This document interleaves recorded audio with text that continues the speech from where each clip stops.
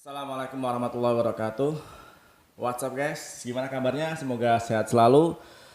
Pada kesempatan video kali ini, di sini saya tidak untuk nyanyi-nyanyi atau bahas tentang musik.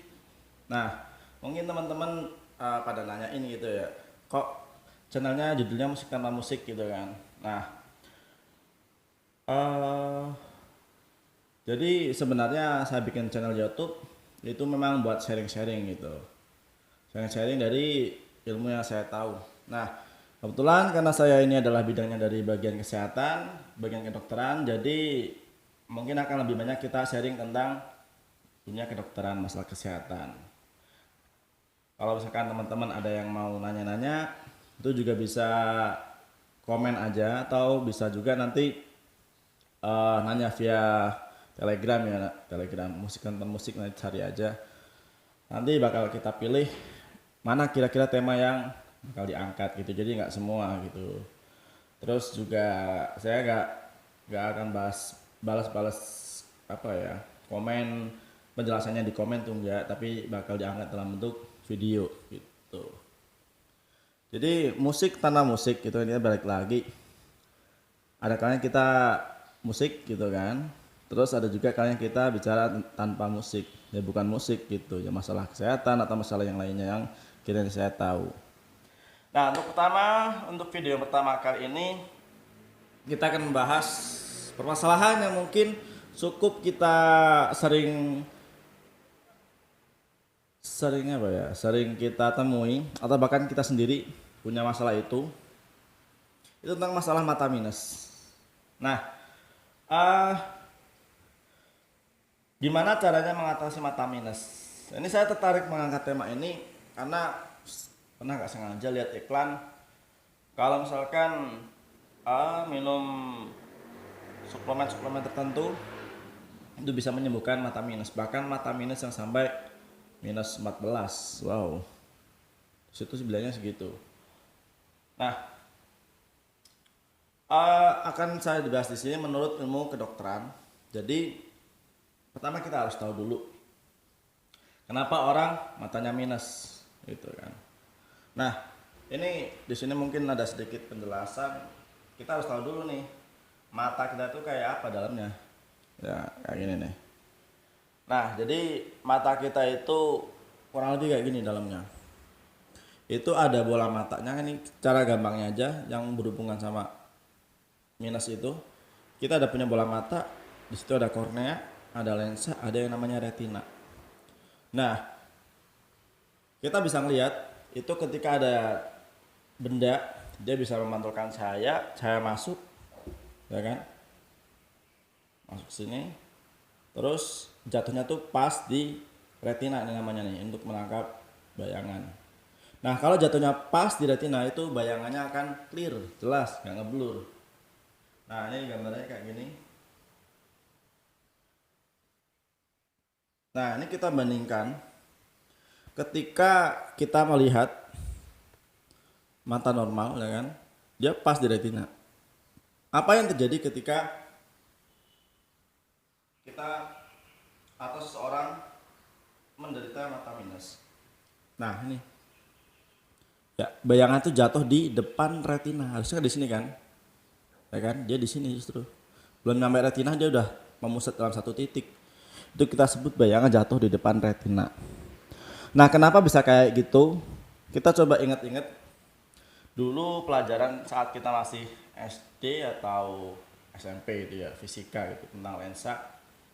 Sifat lensa itu dia membiaskan cahaya. Ada yang sifatnya divergen, ada yang sifatnya konvergen. Nah, kan intinya gini. Kalau yang sifatnya divergen itu dia akan membiaskan cahaya. Kalau yang konvergen dia akan memusatkan cahaya. Nah, lensa yang cembung itu lebih cenderung untuk dia sifatnya akan konvergen, memusatkan cahaya. Kalau yang lensa yang cekung itu dia akan divergen. Jadi bayangannya jatuh lebih jauh lagi gitu. Nah, mungkin akan timbul pertanyaan, Kalau misalkan kita sering baca sambil tiduran atau baca di tempat yang gelap atau sering main HP, sering main game di depan komputer, apakah bisa bikin mata minus? Jawabannya adalah bisa. Kenapa? Nah, ketika kita melihat benda yang dekat ya kan, kita main game, baca sambil tiduran, main HP, itu pasti jaraknya cenderung akan jarak dekat gitu. Nah, ketika orang melihat dekat gitu kan, ketika orang melihat jauh, otomatis kan dia banyak jatuh di sini gitu kan. Nah, ketika orang melihat dekat itu kan bola mata kita itu bagian lensanya itu akan lebih cenderung untuk membuatnya dia lebih cembung. Tujuannya apa? Biar cahaya itu jatuh pas di retina. Nah, kalau misalkan itu kita lakukan dalam jangka waktu yang lama, terus menerus, akibatnya apa? Kondisi lensa kita akan cenderung dalam kondisi cembung dan akan kehilangan elastisitasnya untuk cembung, cekung, cembung, cekung. Ketika kita lihat jauh, dia lebih cekung. Ketika lihat dekat, dia lebih cembung. Nah, kalau misalnya kita udah sering untuk melihat jarak dekat, itu kemampuan elastisitasnya itu berkurang. Gitu. Jadi ya kebiasaan-kebiasaan itu harus kita kurangi untuk kesehatan mata kita. Nah, terus ada lagi kasus-kasus di mana kalau misalkan kita menemukan mata minus yang terjadi pada anak kecil, nah ini juga lebih bermasalah lagi karena pada saat itu kan anak itu masih tumbuh. Begitu juga dengan bola matanya tumbuh juga. Nah, otomatis ketika dia dari kecil udah minus dan dia tumbuh, maka akan lebih jauh jaraknya antara titik ini dengan retinanya. Makanya kalau udah dari kecil dia kok udah minus, dia bakal nambah seperti itu. Oh iya, jadi tadi beberapa penyebabnya, dan kalau misalkan kita secara garis besar itu penyebabnya bisa karena bola matanya yang panjang atau lainnya di sini yang tadi kita bicarakan, lensanya itu dia cenderung cembung. Seperti itu adalah penyebab kenapa orang bisa minus. Nah, terus kira-kira kita udah tahu kenapa orang bisa minus kayak gitu, obatnya diapain. Nah, sejauh ini di dalam ilmu kedokteran ada dua pilihan untuk mengatasi mata minus biar yang tadinya kita kalau lihat jauh itu kok ngeblur itu bisa jelas lagi. Yang pertama adalah kita yang non operasi. Kita bisa pakai kacamata minus. Ya, kalau saya sendiri juga lebih prefer ke kacamata. Ini saya ada minus, ada silindrisnya. Atau bisa juga kontak lens. Kontak lens itu ada yang soft lens, ada juga yang hard lens. Nah, dari ketiga ini masing-masing punya kelebihan dan kekurangan masing-masing. Cuma kalau saya sendiri lebih prefer untuk pilih kacamata. Kalau misalkan pakai kontak lens, kita harus bongkar pasang gitu kan. Itu menurut saya sih ribet sih ya. Dan juga butuh perawatan ekstra gitu. Banyak kan kasus yang lupa pakai kontak lens, lupa nyopot kontak lens, terus malah matanya malah sakit gitu. Nah, kalau saya sendiri lebih prefer kayak ini. Dan pilihan yang kedua adalah dengan operasi lasik. Nah, terus jadi solusinya gimana? Kalau misalkan kita sudah terlanjur matanya minus, ya kita koreksi dengan pilihan-pilihan yang tadi.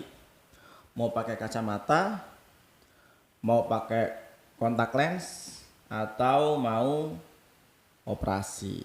Dan untuk mengatasi itu, maka pergilah ke dokter spesialis mata untuk diperiksa dan untuk mendapatkan resep yang sesuai untuk mata kita. Dan untuk keputusannya gimana, itu bisa kita diskusikan dengan dokter masing-masing. Seperti itu. Jadi sejauh ini menurut keilmuan itu belum ada bukti ilmiah bahwa dengan mengkonsumsi zat-zat tertentu dapat menyembuhkan mata rabun. Kalau misalkan jauh di produk itu, kalau misalkan memang dituliskan sudah terdaftar PPOM, itu berarti bukan berarti dia ampuh untuk menyembuhkan mata minus, tapi artinya aman dan tidak membahayakan ketika dikonsumsi. Seperti itu. Ya, mungkin itu dulu ya sharing-sharing kita pada kesempatan kali ini. Mudah-mudahan bermanfaat, dan kalau ada teman-teman ada yang mau ini ditanyakan, jangan lupa tulis saja di komen, atau bisa juga langsung kirim pesan via Telegram di Musik Tentang Musik. Nanti kita akan bahas satu-satu. Terima kasih atas perhatiannya. Jangan lupa like, subscribe, dan share supaya makin banyak orang-orang yang bisa mendengarkan dan melihat tayangan ini. Terima kasih. Assalamualaikum warahmatullahi wabarakatuh. Salam sehat.